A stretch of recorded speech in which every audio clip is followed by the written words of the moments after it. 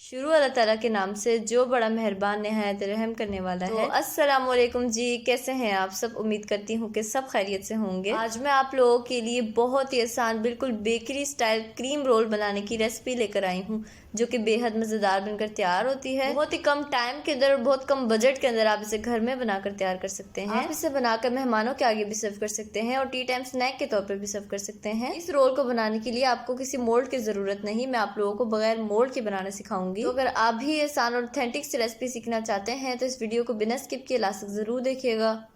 तो चलिए बगैर टाइम ज़ाया किए वीडियो को स्टार्ट करते हैं। सबसे पहले हम बनाएंगे होममेड मोल्ड्स, जिसके लिए मैंने यहाँ एक सिंपल सा पेज ले लिया है। इसे मैंने स्क्वायर शेप में कट कर लिया है। उसके बाद मैं इसका इस तरह से कोन बना रही हूँ। जिस तरह से मेहंदी की कोन बनाते हैं ना, बिल्कुल वैसे ही कोन बनाएंगे। तो ये देखिए मैंने कोन बना लिया है और यहाँ पर मैंने एल्यूमिनियम फॉइल पेपर लिया है। इसे मैंने रेक्टेंगुलर शेप में कट किया है।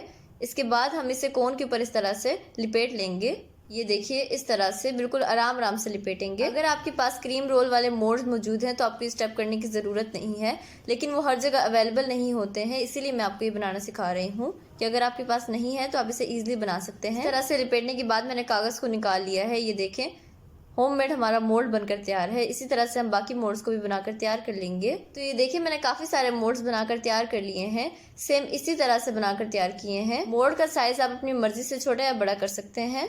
और यहाँ काउंटर के ऊपर मैं थोड़ा सा मैदा डस्ट कर रही हूँ। इसके बाद इसके ऊपर मैं रख रही हूँ puff pastry dough. Cream roll हमेशा पफ पेस्ट्री डो से ही बनकर तैयार होते हैं। ये मैं homemade puff pastry dough use कर रही हूँ। अगर आपको इसकी रेसिपी चाहिए तो इसका लिंक आपको डिस्क्रिप्शन बॉक्स में मिल जाएगा। साथ ही मैं आई बटन में भी इसका लिंक शेयर कर दूंगी, आप वहाँ जाकर इसकी रेसिपी देख सकते हैं। आप चाहे तो रेडीमेड पफ पेस्ट्री डो भी यूज़ कर सकते हैं, लेकिन वो हर जगह ईजिली अवेलेबल नहीं होते और वो बहुत महंगे पड़ते हैं। तो ये देखिए डो को मैंने बिल्कुल पतला सा बेल लिया है और इसके बाद मैं इसे इस तरह से लंबाई में कट कर रही हूँ। तो मैं पिज्जा कटर से कट कर रही हूँ, आपकी मर्जी है, आप चाहें तो छुरी से भी कट कर सकते हैं। ये मुझसे थोड़ा सा टेढ़ा कट गया है, लेकिन इससे कुछ नहीं होता, हमारे रोल बिल्कुल परफेक्ट बनकर ही तैयार होंगे। तो ये देखिए डो को मैंने लंबाई में कट कर लिया है। जो हमने मोल्ड बनाए थे ना, उसके ऊपर हम डो को लिपेट लेंगे। इस तरह से एक एक करके उठाएंगे और इसे इस तरह से लिपेटेंगे।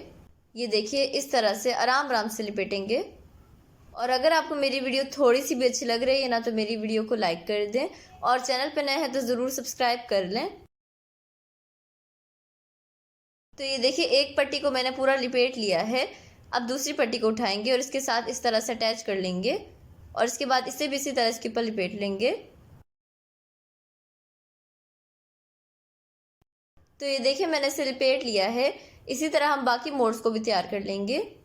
तो ये देखिए जी मैंने सारे मोल्ड्स को बनाकर तैयार कर लिए हैं और यहाँ पर मैंने लिया है अवन ट्रे। तो मैं इसे अवन में बेक कर रही हूँ। अगर आप पतीले में बेक करना चाहते हैं तो आप कोई भी मोल्ड ले सकते हैं या आप मेटल की प्लेट भी ले सकते हैं। मैं अवन ट्रे को ग्रीस नहीं कर रही हूँ क्योंकि पफ पेस्ट्री डो के अंदर ऑलरेडी बहुत ज़्यादा घी मौजूद होता है, इसलिए आपको ग्रीस करने की ज़रूरत नहीं है। तो ये देखिए सारे मोल्ड्स को मैंने ट्रे के ऊपर रख लिया है। अब मैं इसके ऊपर लगा रही हूँ दूध।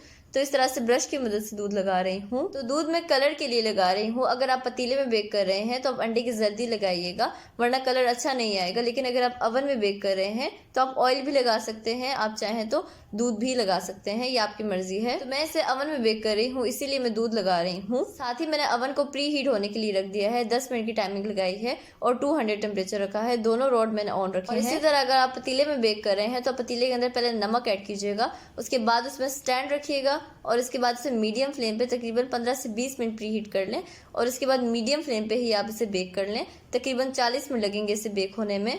उससे पहले आपने ढक्कन बिल्कुल भी हटा के नहीं देखना है पतीले का। और इसी तरह अगर आप अवन में बेक कर रहे हैं तो अवन में हम इसे 30 से 35 मिनट बेक करेंगे 200 डिग्री पर। चले मिलते हैं 30 से 35 मिनट के बाद। तो जी ये देखें ये परफेक्टली बेक हो चुके हैं और ये देखें इसका कलर भी कितना प्यारा आया है। सेम इसी तरह का कलर आना चाहिए। बस इस टाइम पे आपने इसे ठंडा होने के लिए रख देना है 10 मिनट के लिए। और 10 मिनट के बाद आप इसे इस तरह से छुरी की मदद से उठा लें और इस तरह से उठाने के बाद हम इसमें से फॉइल पेपर को निकालेंगे। इस तरह से आराम से निकालेंगे। तो ठंडा होने के बाद आप इसमें से फॉइल पेपर को निकालिएगा, क्योंकि अगर आप गर्म में ही निकालेंगे तो रोल टूट जाएगा। तो बस इसी तरह हम सारे फॉइल पेपर को निकालेंगे। तो ये देखिए मैंने सारे रोल में से फॉइल पेपर को निकाल लिया है और ये देखिए अंदर से बिल्कुल परफेक्ट बेक हुआ है। तो चलिए अब हम क्रीम तैयार कर लेते हैं। तो जिसके लिए मैंने यहाँ चिल्ड व्हिपिंग क्रीम लिया है और ये मैंने हाफ कप के बराबर लिया है। बेसिकली जो बेकरीज में मिलता है ना क्रीम रोल, उसमें व्हिपिंग क्रीम नहीं यूज किया जाता है, उसमें बटर क्रीम यूज किया जाता है। लेकिन यकीन करें क्रीम रोल व्हिपिंग क्रीम से ज्यादा मजेदार बनकर तैयार होता है as compare to butter cream. ये आपकी मर्जी है, आप बटर क्रीम यूज करना चाहते हैं तो बटर क्रीम भी कर सकते हैं, आप चाहें तो व्हिपिंग क्रीम भी यूज कर सकते हैं। तो ये देखिए व्हिपिंग क्रीम को मैंने तकरीबन 10 से 15 मिनट तक अच्छी तरह व्हिप कर लिया है और ये देखिए इसमें सॉफ्ट पीक्स बनना स्टार्ट हो चुके हैं। तो बस इसे इसी तरह का हम रखेंगे और यहाँ एक ग्लास के ऊपर मैंने पाइपिंग बैग को सेट कर लिया है। इसके अंदर हम क्रीम को ऐड कर देंगे और ऐड करने के बाद इसे उठाएंगे और इसे हाथों की मदद से पुश करेंगे। इसके बाद हम इसे रोल के अंदर इस तरह से दबाएंगे। ये देखिए इस तरह से, जैसे ही एक साइड से फिल हो जाए तो दूसरी साइड से हम थोड़ा सा लगा देंगे इस तरह से। तो अब ये बनकर तैयार है। इसी तरह हम बाकी को भी बनाकर तैयार कर लेंगे। तो ये देखिए सारे रोल मैंने बनाकर तैयार कर लिए हैं और ये देखिए जी माशाल्लाह ये कितना ज़बरदस्त बनकर तैयार हुआ है, बिल्कुल बेकरी जैसा बनकर तैयार हुआ है। आप एक दफ़ा तो इस रेसिपी को ज़रूर ट्राई कीजिएगा, यकीन करें आपको ये रेसिपी बहुत पसंद आएगी। तो चलिए मैं आपको तोड़ के भी दिखा देती हूँ।